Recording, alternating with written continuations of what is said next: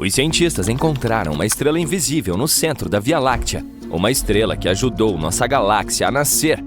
A 26 mil anos-luz de distância no centro galáctico, um objeto maciço e invisível começou a se espalhar por toda parte, e você nem sabe que o está respirando agora. Tudo começou na década de 70, quando uma astrônoma chamada Vera Rubin estava estudando a galáxia de Andrômeda. Ela decidiu verificar se as estrelas se moviam de forma previsível.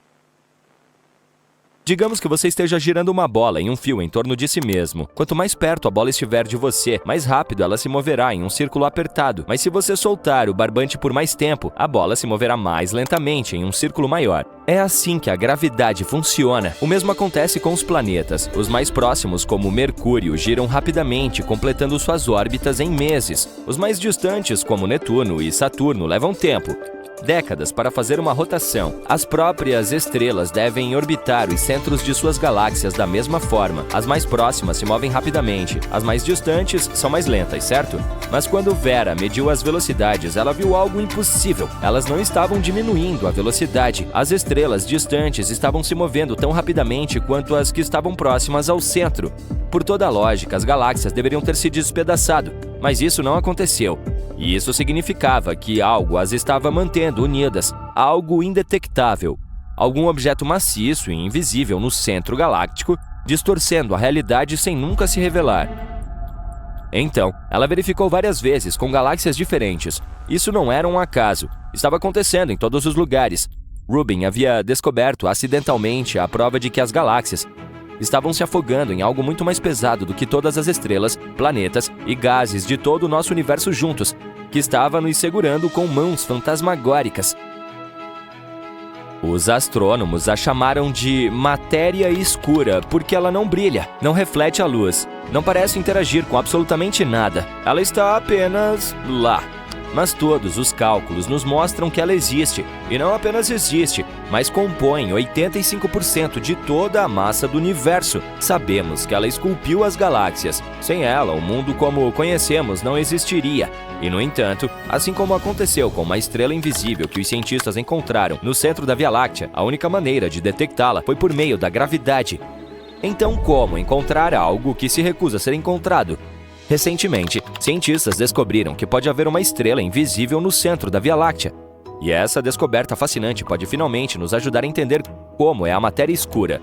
Eles começaram procurando as impressões digitais da matéria escura, quaisquer sinais de sua presença em qualquer lugar. Eles estudaram como as galáxias se moviam e esmagavam as partículas em máquinas gigantes, na esperança de criar pequenos pedaços de matéria escura em laboratório. Na verdade, isso não levou a nada. Eles nem mesmo sabiam o que procurar. A matéria escura é mesmo feita de partículas?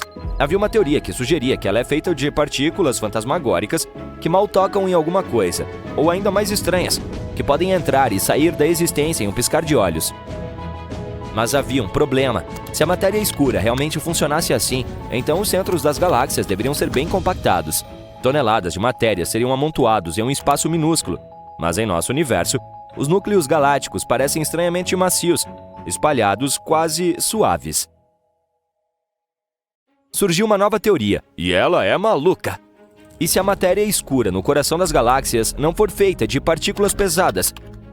E se ela for feita de algo tão delicado que se comporta mais como um fio de cabelo? Esses cabelos poderiam ser feitos de algo incrivelmente leve. Mais leve do que qualquer coisa que já vimos e bilhões de vezes menor do que um neutrino, que já é a partícula mais leve conhecida. Eles chamaram essa ideia de matéria escura difusa, e ela pode mudar tudo o que pensávamos saber sobre o universo. Uma equipe de astrofísicos queria testar essa ideia, então eles executaram uma simulação, criando um modelo simples de uma galáxia com dois ingredientes principais, uma grande quantidade de matéria escura difusa e um pouco de gás, o mesmo tipo de gás que forma as estrelas que podemos ver. Eles apertaram o botão iniciar e deixaram o sistema evoluir sozinho, observando como os dois interagiriam. No início, tudo era puro caos, mas então a matéria escura difusa começou a se reunir. Ela se uniu, formando um objeto maciço invisível próximo a um centro galáctico.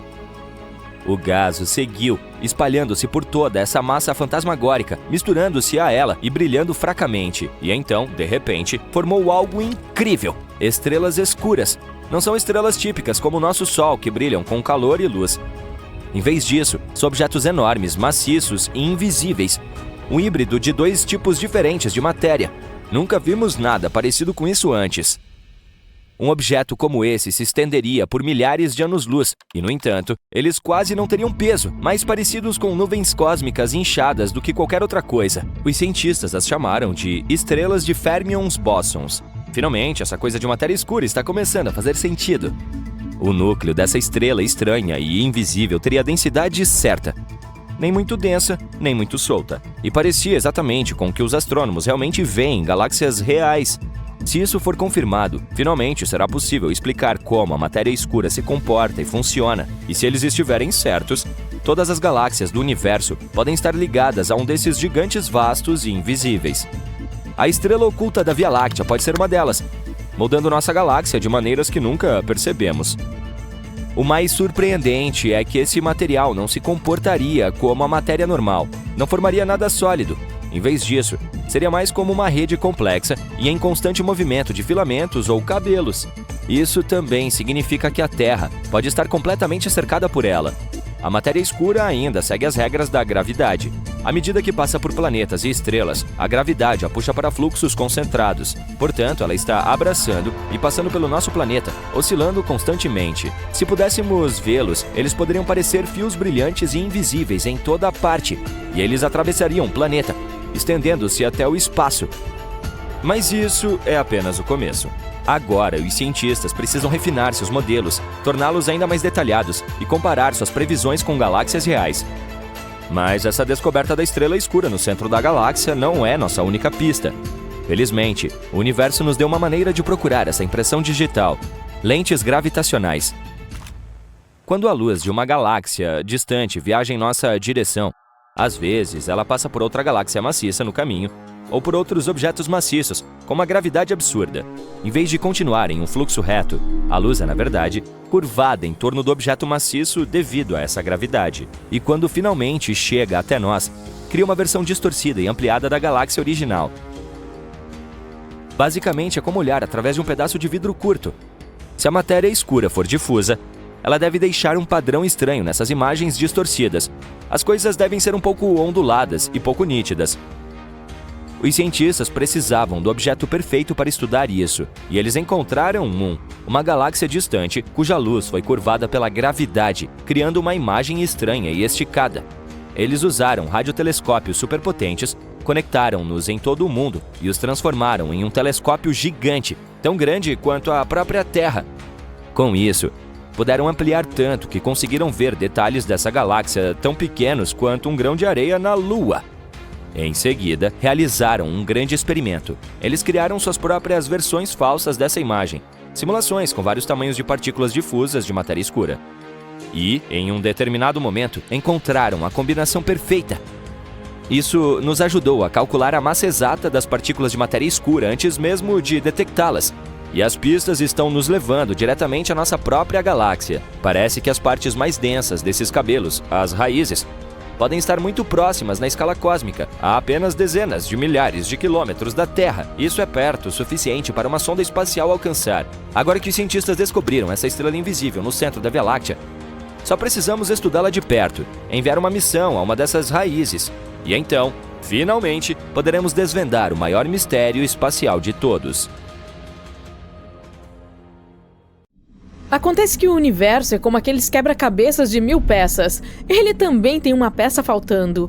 E embora seja preciso procurar uma peça de quebra-cabeça em algum lugar atrás do sofá, a peça perdida do universo pode estar logo acima de nós, na atmosfera da Terra. Há indícios de que ela contém algo que os cientistas vêm tentando encontrar há anos: a matéria escura. A matéria escura é um tipo invisível de matéria. Ela desempenhou um papel importante na criação do nosso mundo. Como uma cola pegajosa, ajudou galáxias inteiras a se unirem, crescerem em enormes estruturas cósmicas e girarem. Infelizmente, é impossível estudá-la adequadamente porque ainda não conseguimos detectá-la. Mas, recentemente, surgiu uma nova ideia que pode nos ajudar a finalmente capturar esse Pokémon secreto. E se estivéssemos tentando detectá-la da maneira errada?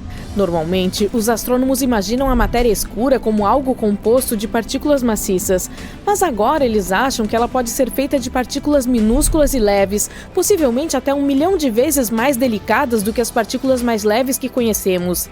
Nesse caso, ela poderia fluir pelo mundo como ondas cósmicas, e isso dá uma ideia de como detectá-las. Os cientistas querem tentar usar a ionosfera da Terra, a camada superior da nossa atmosfera, que está repleta de partículas carregadas. É daí que vêm todas as nossas belas auroras. As partículas carregadas se iluminam quando as partículas do Sol as tocam. Eles imaginaram que o Sol poderia interagir com essas partículas, criando ondas de rádio, finalmente nos informando que não estamos loucos e que ela realmente está lá fora. Veja como isso funcionaria. Se a ideia deles for fato, então a matéria escura é como um oceano invisível. Ela é ultra leve, basicamente sem peso, e está se movendo suavemente pelo universo.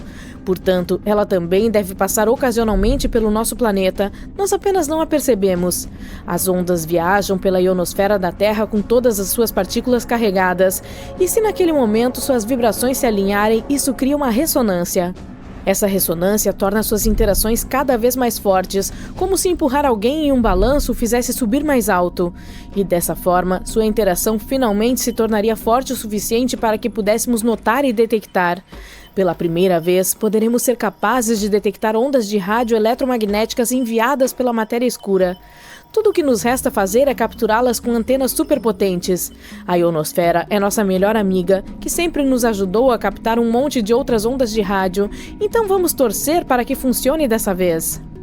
A razão pela qual a matéria escura é invisível para nós é que ela não emite, absorve ou reflete a luz.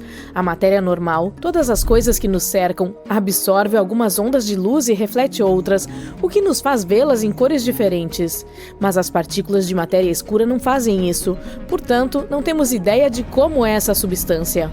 E como mencionamos, provavelmente é super leve.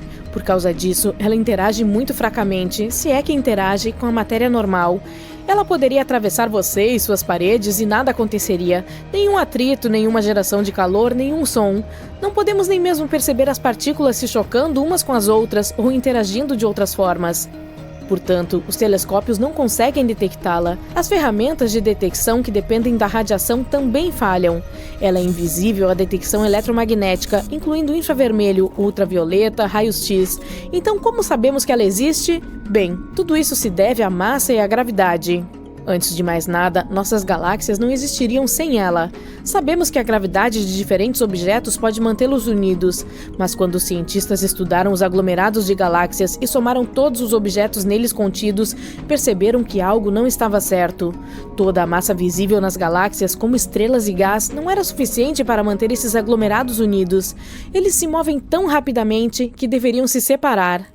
Em seguida, eles começaram a observar como as galáxias giram. Novamente, eles notaram algo estranho. As partes externas das galáxias giram quase tão rápido quanto as partes internas. Imagine as pistas de corrida. Sabemos que as pessoas que estão nas pistas externas devem correr mais rápido para alcançar as que estão mais próximas do centro. As pessoas ao redor do centro percorrem uma distância menor e correm mais rápido. Nossas galáxias formam espirais, portanto, deveria ser lógico que as estrelas e os planetas se movessem mais rapidamente perto do centro, certo? Mas não é assim. Por alguma razão, eles se movem quase na mesma velocidade. Algo deve estar empurrando as partes externas para que se movam. Depois, notamos a lente gravitacional. Quando a luz viaja ao redor de objetos enormes e maciços, ela é curvada por algum motivo. Mas isso não deveria acontecer. Embora esses objetos sejam maciços, eles são realmente maciços o suficiente para curvar a luz? Tudo isso sugere uma coisa: deve haver algum tipo invisível de matéria que aumenta o peso e a gravidade do nosso universo. Essa massa extra invisível ajudou os aglomerados de galáxias a se formarem e se distribuírem pelo espaço em determinados padrões. Explicações alternativas simplesmente não funcionam. Quando os cientistas criam simulações de linha do tempo do universo após o Big Bang, as coisas só se alinham depois de adicionar essa matéria invisível à equação. Assim, eles a chamaram de matéria escura e depois perceberam que essa parte invisível compõe cerca de 85% da massa do nosso mundo. Isso significa que, para cada 2 quilos de matéria normal, há 11 quilos de matéria escura. Uau! Tente não pensar nas ramificações disso na próxima vez que subir na balança. Mas o que exatamente compõe a matéria escura? Essa é uma pergunta interessante. É por isso que eu disse isso. No início, os cientistas estavam procurando por coisas chamadas WIMPs. Não esse tipo de WIMP. Quero dizer partículas massivas de interação fraca. Na verdade, essas não são partículas confirmadas. É apenas algo que os cientistas inventaram para explicar potencialmente a matéria escura.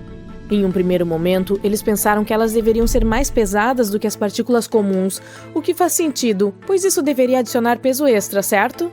Ter massa faria com que elas exercessem uma força gravitacional. Suas interações ainda seriam muito fracas, como o próprio nome sugere, mas ainda assim. Eles também pensaram que as WIMPs provavelmente foram produzidas nas quantidades certas durante o Big Bang. Por isso, tentaram detectá-las ao se chocarem com a matéria comum, muitas vezes colocando os detectores em locais subterrâneos incrivelmente profundos para que os irritantes raios cósmicos não atrapalhassem as coisas. Mas depois de 40 anos de pesquisa, eles não encontraram nada. Foi então que perceberam que as partículas de matéria escura provavelmente não são mais pesadas, mas sim o contrário, muito mais leves do que qualquer outra. Além disso, agora eles acham que a matéria escura pode consistir não em um tipo, mas em muitos tipos de partículas, exatamente como o nosso mundo normal. Por exemplo, matéria escura leve e ultraleve. Tudo isso lhes deu mais uma ideia maluca: buracos negros exóticos. Imagine que, logo após o Big Bang, o universo pode ter criado 1 bilhão de minúsculos buracos negros com propriedades únicas. Os normais nascem quando estrelas massivas chegam ao fim de suas vidas e entram em colapso sobre si mesmas. Quando fazem isso, criam uma região superdensa, uma bolsa de gravidade incrivelmente forte.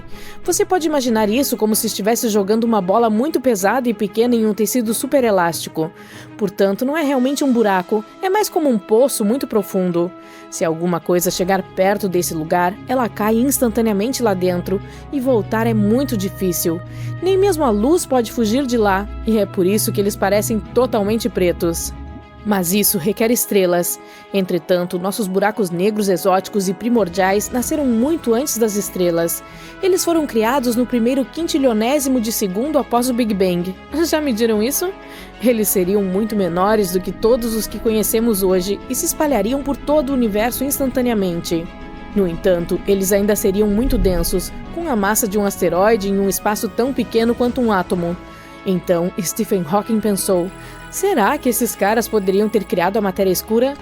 Basicamente, esses buracos negros supercarregados nasceram ao mesmo tempo que o nosso universo, criaram uma nova forma de matéria, a matéria escura, e evaporaram logo em seguida. Muito louco, não é? E mesmo que esses buracos negros de vida curta não existam hoje, ainda poderíamos detectar seus efeitos na história cósmica. De qualquer forma, esse é apenas mais um mistério para os cientistas resolverem.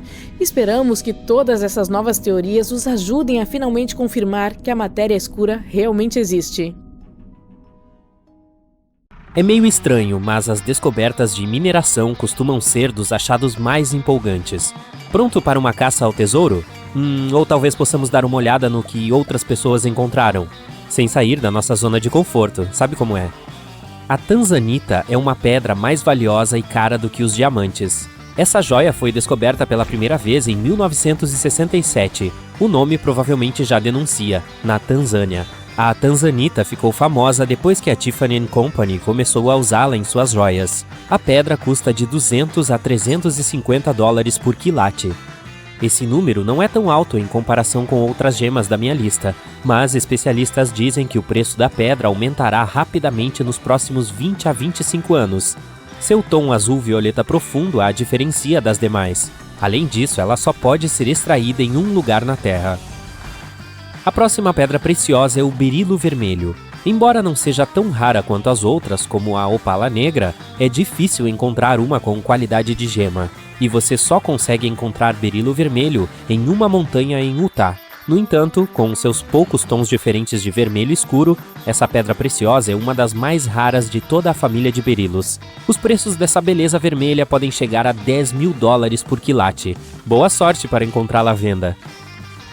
Com seus tons verdes hipnotizantes, as esmeraldas são bastante famosas. A maioria delas tem pequenas imperfeições, como eu.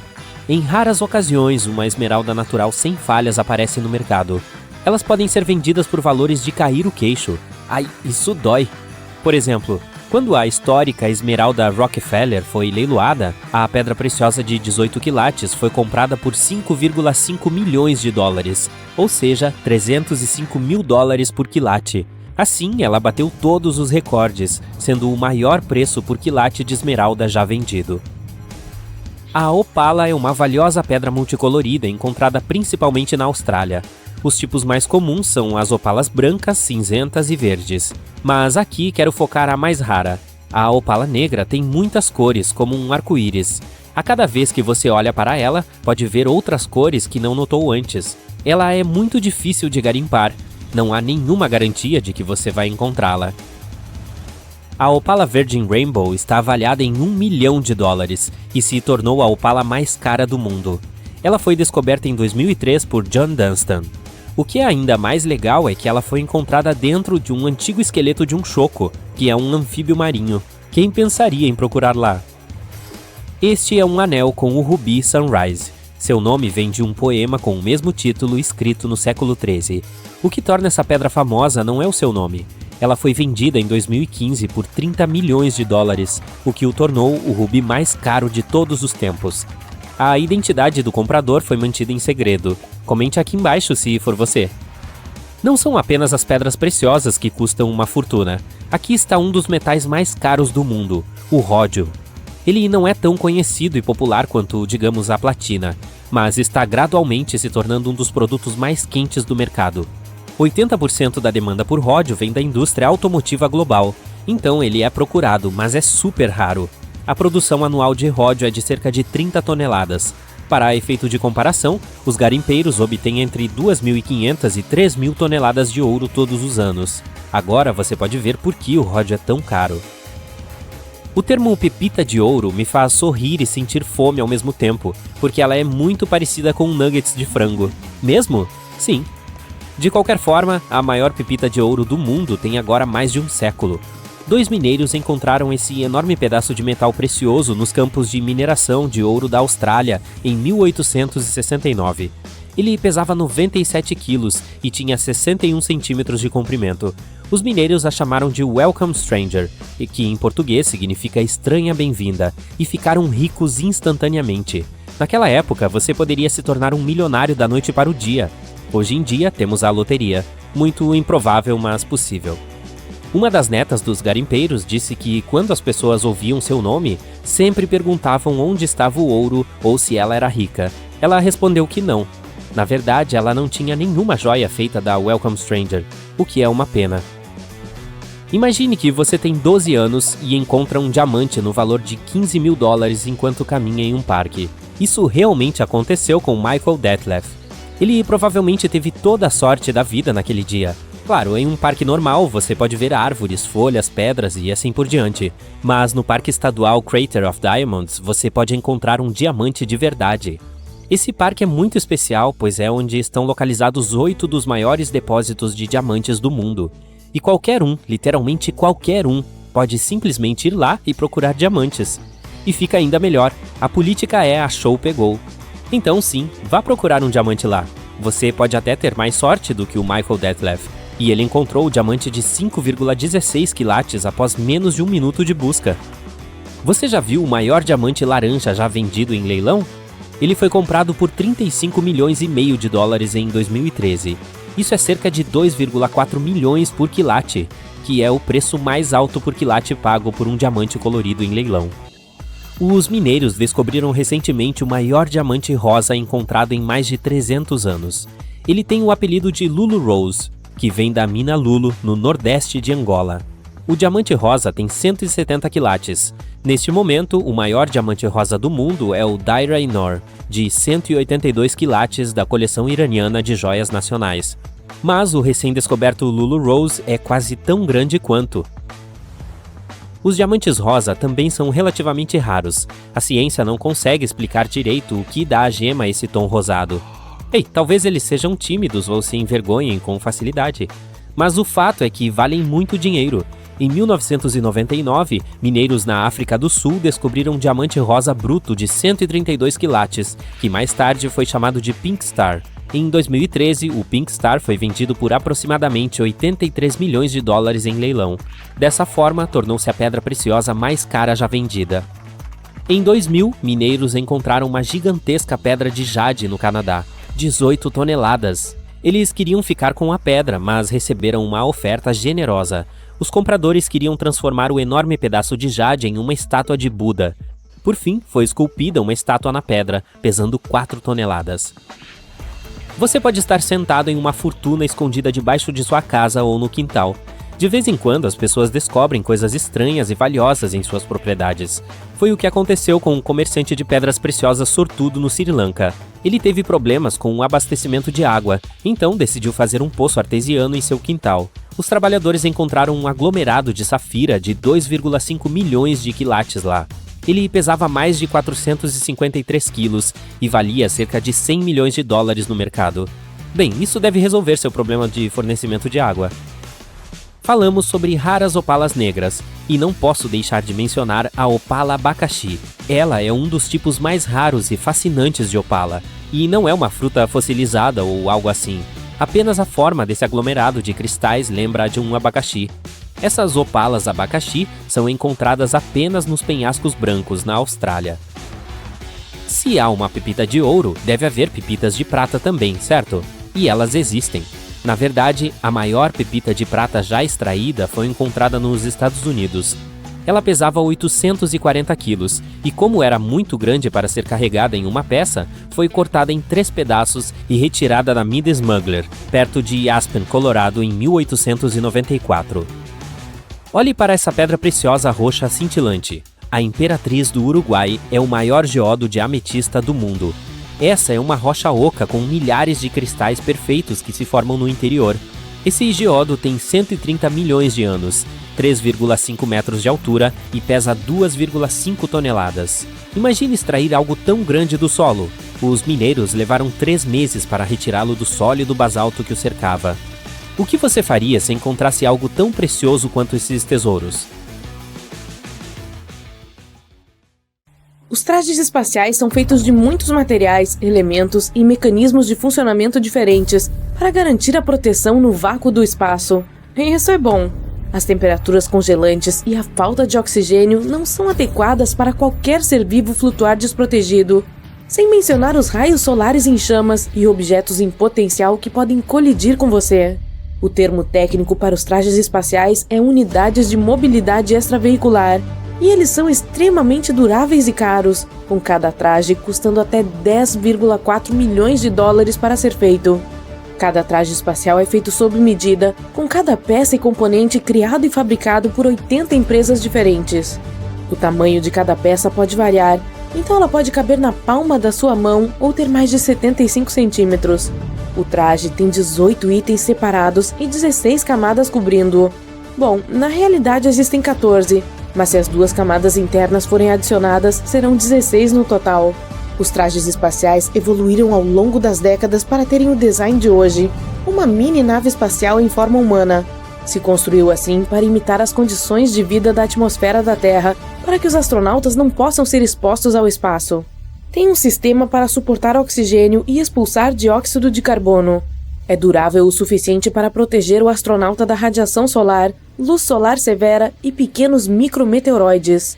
As condições dentro da nossa atmosfera podem ser extremamente difíceis, e é por isso que ele tem controle interno de temperatura para o corpo e um gabinete pressurizado. As temperaturas fora do traje podem chegar de 120 graus centígrados a menos 120 graus. Ele foi projetado para possibilitar a vida de qualquer pessoa fora da nossa atmosfera. A peça principal da roupa é uma peça de resfriamento feita de nylon, fibras elásticas de spandex e tubos líquidos. É delicadamente projetada para caber cerca de 90 metros de tubos tecidos firmemente em roupas que ocupam todo o corpo, exceto a cabeça, os pés e as mãos. Usa água gelada para fluir através dos muitos tubos perto da pele, a fim de regular a temperatura corporal e resfriá-la enquanto se caminha no espaço. Pense nisso como um ventilador em um laptop, que é feito para resfriá-lo quando superaquece. O traje inteiro está preso ao sistema de sustentação de vida. Esse sistema é uma das peças mais importantes do traje e requer um esforço meticuloso para ser produzido. Tudo nesse compartimento é importante para manter o astronauta vivo no espaço. Qualquer erro de cálculo pode ser devastador e até mesmo fatal. Abriga os tanques de oxigênio pressurizado, onde eles são preenchidos e selados firmemente. O tanque de oxigênio pode fornecer até 7 horas de ar fresco para respirar. Há também um tanque secundário que adiciona cerca de 30 minutos de respiração. Os astronautas não podem se dar ao luxo de desperdiçar oxigênio o tempo todo enquanto usam o traje. Por isso é importante que eles calculem estrategicamente essas respirações. Há também o dispositivo de remoção de dióxido de carbono, que inclui uma lata de filtro feita de hidróxido de lítio, que também está conectada a um tubo. Dessa forma, não haverá dióxido de carbono tóxico circulando dentro do capacete, e o ar dentro sempre será purificado. Ao lado dele tem um ventilador para resfriar o astronauta ao se mover. Usar um traje pesado não é fácil e requer muito esforço físico para a locomoção. Mesmo que a gravidade seja mais fraca lá em cima, você ainda precisa mover os braços e pernas, o que pode ser cansativo com o tempo. Tem também uma fonte de energia elétrica e um rádio bidirecional para se comunicar com a base. E caso algo aconteça, um sistema de alerta é instalado para avisar o astronauta sobre falhas no sistema. Por fim, há o equipamento de resfriamento à água para manter o corpo fresco e regulado. Depois que o sistema de sustentação de vida é montado, ele é conectado à parte rígida do tronco superior. O capacete em trajes espaciais construídos para caminhadas no espaço serve como uma bolha de pressão e é feito de plástico forte para conter a pressão da roupa. Tem um anel de pescoço para mantê-lo bloqueado no lugar e um sistema de ventilação para fornecer oxigênio ao astronauta. E também há uma conexão com um tanque de oxigênio reserva por precaução. Enquanto os astronautas estão trabalhando no espaço, eles podem precisar de um pouco de água ou algo assim. Ainda bem que há um canudo embutido para eles beberem. E também, enquanto se trabalha em espaço aberto, o sol irritante brilha em seus olhos. Uma viseira feita com um revestimento de ouro é instalada para proteger o astronauta do sol. E o que é um capacete de traje espacial sem uma câmera para gravar tudo? Como o rádio bidirecional está conectado ao sistema de sustentação de vida, os fones de ouvido e o microfone são colocados na faixa de queixo, onde o astronauta pode se comunicar com a base. O espaço pode ser escuro às vezes, sim, na maioria das vezes, então tem uma luz embutida usada ao operar em objetos de perto. Continuando nosso desfile de trajes espaciais de gala, na unidade inferior do tronco temos calça e botas. Há também uma conexão joelho a tornozelo e cintura, composta por uma bexiga de pressão em um nylon especialmente revestido. A maior parte é feita de diferentes elementos e materiais para mantê-lo utilizável e durável em missões espaciais, além de fornecer roupas noturnas elegantes para os astronautas que quiserem sair à noite. Você pode ajustar o tamanho dos anéis nas seções da coxa e perna sempre que quiser. Isso é bom quando o astronauta está andando e precisa se sentir relaxado em determinados momentos. O astronauta também usa meias térmicas sob as botas que parecem de trilha, que tem um sistema de retenção de calor embutido para manter os pés quentes e confortáveis. A parte superior do tronco é dura, mas leve. É feita de metal e fibra de vidro, conectando o interior do traje ao sistema de sustentação de vida. Assemelha-se a uma camiseta, mas se prende ao conjunto do braço, que se estende até os braços e pulsos. Há também uma conexão especial com a peça do anel do capacete. Aqui você pode encontrar tanques de reservatório de água, latas de oxigênio e muitas outras coisas técnicas necessárias para o espaço sideral. Os trajes espaciais mais novos têm uma escotilha na parte de trás para os astronautas entrarem no traje. Que estiloso! Um módulo de controle na área torácica permite que o astronauta verifique as condições extremas e monitore os fluidos e a eletricidade. As luvas são resistentes o suficiente para proteger os astronautas ao tocar e pegar objetos enquanto trabalham fora da estação espacial. Elas são bem construídas para que possam mover cada dedo com facilidade. Mãos são a parte do corpo que esfria mais rapidamente no espaço, então as luvas têm um sistema de aquecimento para mantê-las confortáveis. O processo de criação de um traje espacial requer tantos passos e detalhes, então não é como costurar um suéter. Começa com a integração do design e depois a modelagem. Dessa forma, é possível ver a aparência sem precisar reunir os materiais para construí-lo. E uma vez confirmado o projeto, se começa a reunir todos os materiais, o que pode levar algum tempo. E depois de conseguir todas as peças, tem início a fabricação e construção, o que também pode levar tempo. Um total de 7 peças diferentes serão criadas e enviadas para a NASA para montagem. Quando um astronauta sai da Estação Espacial Internacional, ele deve ter uma alça de segurança presa a ele e se conectando à estação. Dessa forma, ele não sairá flutuando enquanto faz algum trabalho de manutenção. A caminhada espacial mais longa durou um total de 8 horas e 56 minutos, e os trajes evoluíram bastante. Durante a missão Apollo 11, Neil Armstrong não conseguia andar na Lua corretamente, mesmo que tecnicamente ele foi o primeiro a andar na Lua. Na verdade, ele deu uns pulos de lebre, mas com as novas inovações e tecnologia, os astronautas podem andar e virar o quadril no espaço. A NASA planeja ir para a Lua até 2024 e está preparando 2 novos trajes espaciais com melhor tecnologia e destreza. Chama-se Shemo e é baseado no design atual do que os astronautas usam na Estação Espacial Internacional. Mas os novos designs e recursos permitirão que os humanos vivam e trabalhem na Lua. Uma demonstração mostrou o quão flexíveis eles são em comparação com os anteriores. Você pode girar e dobrar na cintura. A parte da calça é melhor para caminhar na superfície lunar. Pequenas alterações incluem zíperes ou cabos para evitar a poeira. O que você conhece a respeito do mundo estranho e maluco dos estados da matéria? A maioria de nós sabe que ela pode ser sólida, líquida e gasosa. Alguns de nós até conhecemos um 4º estado especial chamado plasma. Mas e quanto aos estados extraordinários que se comportam de maneiras malucas, como dançar e mudar de cor? Esqueça o que você achava que sabia sobre sólidos, líquidos e gases, porque estamos mergulhando no lado selvagem da física. Vamos lá! Primeiro temos o plasma de quark gluons.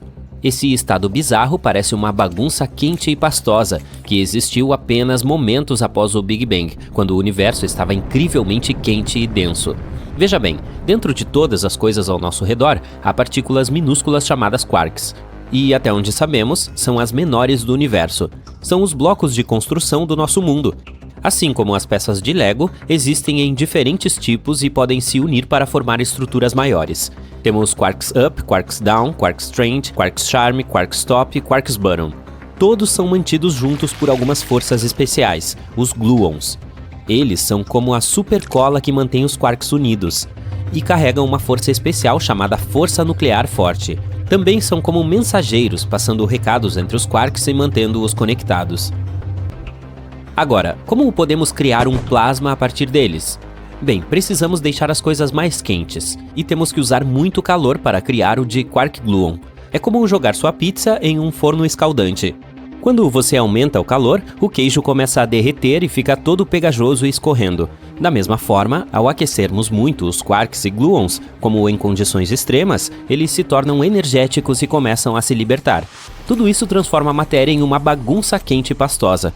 É assim que os cientistas podem recriar esse estado especial em laboratórios, esmagando as partículas em altas energias. Mas por que precisamos fazer isso? Bem, estudar o plasma de quark gluon nos ajuda a entender como o universo evoluiu e o que aconteceu em seus primeiros momentos. Para compreender a receita da pizza inteira, precisamos conhecer todos os ingredientes, certo? Incluindo o queijo derretido. Em seguida, temos um condensado de Bose-Einstein. É um estado de matéria bastante estranho. Vamos tentar explicá-lo da seguinte forma. Imagine que você tem um grupo de amigos em uma festa. Normalmente, todos dançam e se movimentam livremente, criando uma atmosfera animada e cheia de energia. Mas e se algo estranho acontecer? E se todos de repente diminuíssem a velocidade e começassem a se movimentar juntos em perfeita sincronia, quase como uma dança em câmera lenta? Parece algo saído de um filme de terror, mas é o que acontece em um condensado de Bose-Einstein. Trata-se de um estado único da matéria, e surge quando certas partículas chamadas bósons ficam extremamente frias. Quando isso ocorre, todos os bósons se reúnem no estado de energia mais baixo possível, e então formam um clube legal onde todos estão fazendo a mesma coisa. Primeiro, pegamos um gás com baixa densidade e o resfriamos a temperaturas muito baixas, próximo ao zero absoluto. É como se fosse a temperatura mais fria possível. Por ser tão frio, tudo para de se mover, inclusive as partículas. Isso se dá porque os átomos e as moléculas não têm mais energia para se movimentar. Até onde sabemos, essa temperatura não é fisicamente possível, mas podemos chegar muito perto dela, a cerca de menos 273 graus Celsius. Os cientistas usam lasers e equipamentos especiais para alcançar esse estado. Porém, quando isso se dá em um condensado de Bose-Einstein, os bósons não ficam parados como estátuas, mas se reúnem no estado de energia mais baixo possível e formam uma espécie de entidade única. Eles começam a se comportar coletivamente, como se fizessem parte de um grande superátomo. Seus movimentos tornam-se altamente coordenados e sincronizados. É como a mente coletiva de Rick e Morty. O estudo dos condensados de Bose-Einstein ajuda os cientistas a entender a natureza estranha e quântica da matéria, e nos ajuda a desvendar os segredos de um reino oculto onde as regras do mundo comum não se aplicam mais. A seguir, vamos falar um pouco mais sobre os quarks. Esses carinhas são tão especiais que tem mais um estado de matéria só para eles, chamado de QCD, ou cromodinâmica quântica. É um nome sofisticado para a teoria que descreve como os quarks e a força intensa interagem. Lembra de como estávamos falando sobre os blocos de Lego? No mundo normal, cada bloco tem sua própria cor, forma e tamanho. Mas e se você pudesse brincar com um tipo especial de Lego em que os blocos mudam de cor, forma e tamanho à medida que são empilhados? Isso é um pouco parecido com o que acontece na matéria QCD. Normalmente, os quarks ficam bem juntos dentro de partículas como prótons e nêutrons. É como se estivessem de mãos dadas e não pudessem se mover muito. Mas quando as coisas ficam muito quentes ou sob muita pressão, algo interessante acontece. A força que os mantém unidos torna-se mais fraca. É como se o aperto de mão se afrouxasse e, de repente, os quarks pudessem se movimentar mais livremente. É nesse momento que a matéria QCD aparece. Quando a força perde a intensidade, os quarks começam a agir como se estivessem em um divertido playground. Eles podem se movimentar e interagir uns com os outros de maneiras novas e empolgantes, e até mesmo mudar suas cores. Mais ou menos como se os blocos de construção ganhassem vida e se divertissem muito. Os cientistas estudam a matéria QCD em aceleradores de partículas como o Grande Colisor de Hadrons. Eles esmagam as partículas em velocidades e energias incríveis. Quase criam mini-universos primitivos e os corações de estrelas de nêutrons em seus laboratórios. Assim, tentam entender como os quarks se comportam e como a força intensa funciona em condições extremas. Dessa forma, podemos aprender mais sobre a natureza fundamental da matéria e as forças que a mantêm unida. Em outras palavras, isso nos ajuda a compreender como o nosso universo é construído. E finalmente chegamos ao último estado estranho da matéria chamado neutrônio. Imagine que você tem um monte de bolas. Algumas são vermelhas e outras azuis. Todas estão quicando, colidindo constantemente umas com as outras. Agora vamos retirar todas as vermelhas e manter apenas as azuis. Isso é um pouco como o neutrônio. Os nêutrons são partículas minúsculas que ficam no núcleo de um átomo, junto com os prótons, como um grupo harmonioso de amigos do mundo atômico. São neutros, o que significa que não tem carga, daí o nome. Desempenham um papel importante na manutenção do núcleo e na determinação das propriedades de diferentes átomos. O neutrônio é uma substância estranha composta principalmente de nêutrons, e nela os nêutrons estão sozinhos, sem nenhum próton. É como uma festa só de nêutrons. Então, o que acontece quando os deixamos sozinhos? Bem, o neutrônio é incrivelmente denso. É como empacotar um grande número de bolas azuis em um espaço pequeno. Na verdade, ele é tão denso que uma colher de chá dele pesaria tanto quanto uma montanha. Muito louco, não é mesmo? O neutrônio também tem outra característica peculiar. É super forte. Se você tentasse apertar essa substância, ela resistiria e empurraria de volta uma força chamada pressão de degeneração de nêutrons. Como se as bolas azuis em nossa analogia estivessem tão apertadas que não quisessem mais ser esmagadas. Os cientistas acham que o neutrônio pode existir nos núcleos de certos objetos extremamente densos, como as estrelas de nêutrons.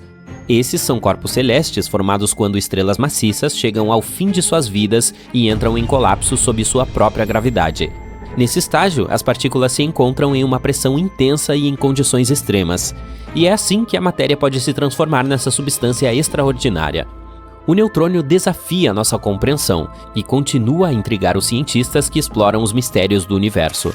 Portanto, desde a dança hipnotizante das partículas em um plasma de quark-gluon até o comportamento alucinante dos átomos em um condensado de Bose-Einstein, esses estados estranhos da matéria nos mostram que ela é cheia de surpresas.